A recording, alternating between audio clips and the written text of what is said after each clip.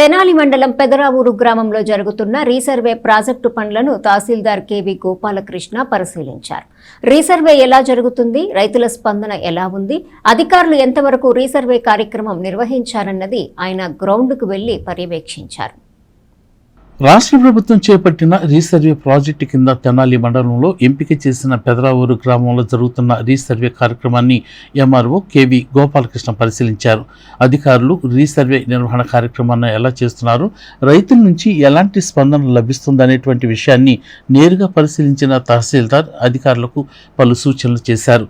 ఈ సందర్భంగా తహసీల్దార్ కెవి గోపాలకృష్ణ మాట్లాడుతూ, రాష్ట్ర ప్రభుత్వం రైతులకు మేలు జరిగేలా చేపట్టిన రీసర్వే ప్రాజెక్టు కింద చేపట్టిన పెదరావూరు గ్రామంలో మొత్తం 2159 ఎకరాల ఆయకట్టు ఉందని, దీనిలో 1577 ఎకరాలు మాగాణి, 311 ఎకరాలు మెట్ట, 269 ఎకరాల ప్రభుత్వ భూమి, అలాగే 41.48 ఎకరాల దేవాదాయ శాఖకు చెందిన భూమి ఉన్నట్లు ఆయన తెలియజేశారు. ఈ గ్రామంలో 1149 మంది రైతులకు పాస్ పుస్తకాలు ఇవ్వటం జరిగిందని, పాస్ పుస్తకాలు తీసుకున్న వారిలో చనిపోయిన రైతులు 89 మంది ఉన్నారని ఆయన తెలియజేశారు. వచ్చే నెల మొదటి వారంతో జొన్న పంట కోతలు అయిపోతాయని రైతులు చెప్పడం జరిగిందని, కోతలు అనంతరం రీసర్వే కార్యక్రమం పూర్తవుతుందని ఆయన తెలియజేశారు.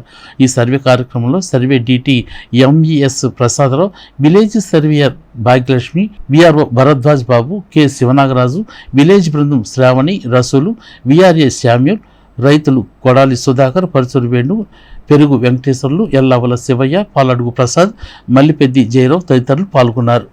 గ్రౌండ్ ట్రూతింగ్ చేస్తున్నారు మా స్టాఫ్. వాళ్ళు ఎలా చేస్తున్నారు అనే దాన్ని పరిశీలించడం కోసం ఈరోజు ఫీల్డ్ విజిట్ చేసాం. మనకి మొత్తం పెదరావూరు గ్రామంలో 2153 ఎకరాలు ఉంది. అందులో మాగాణి 1577 ఎకరాలు, అట్లాగే మెట్ట 311 ఎకరాలు, ప్రభుత్వ భూమి 269 ఎకరాలు ఉంది. మొత్తం ఆయకట్టు విస్తీర్ణం మన వాళ్ళ రికార్డు దాఖలా 2159 ఎకరాలు ఉంది. దేవాదాయ భూమి కూడా 41.48 ఎకరాలు ఉంది. మొత్తం మీద వచ్చేటప్పటికి ఇప్పటికే మనం గతంలో ఇచ్చిన పట్టదారు పాస్ పుస్తకాలు కానివ్వండి, అవి ఏవైనా 1149 ఖాతాలతో ఉన్నాయి.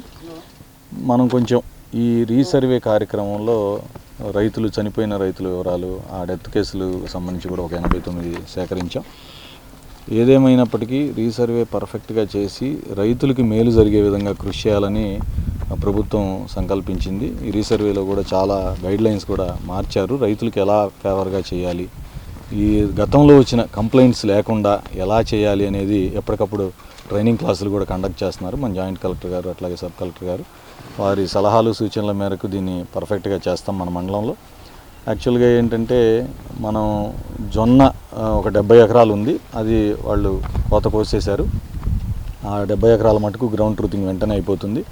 రైతులతో మాట్లాడితే తెలిసిన విషయం ఏంటంటే, మనకు ఎక్కువగా పెదరావూరులో మొక్కజొన్న పంట ఉంది. అది ఈ నెలాఖరికి కానీ వచ్చే నెల ఫస్ట్ వీక్లో కానీ కోతలు పూర్తవుతాయని చెబుతున్నారు. అది కోతలు పూర్తయ్యి పంట లేకుండా ఖాళీగా ఉంటే సర్వే ఇంకా బాగా స్పీడ్గా జరుగుతుంది.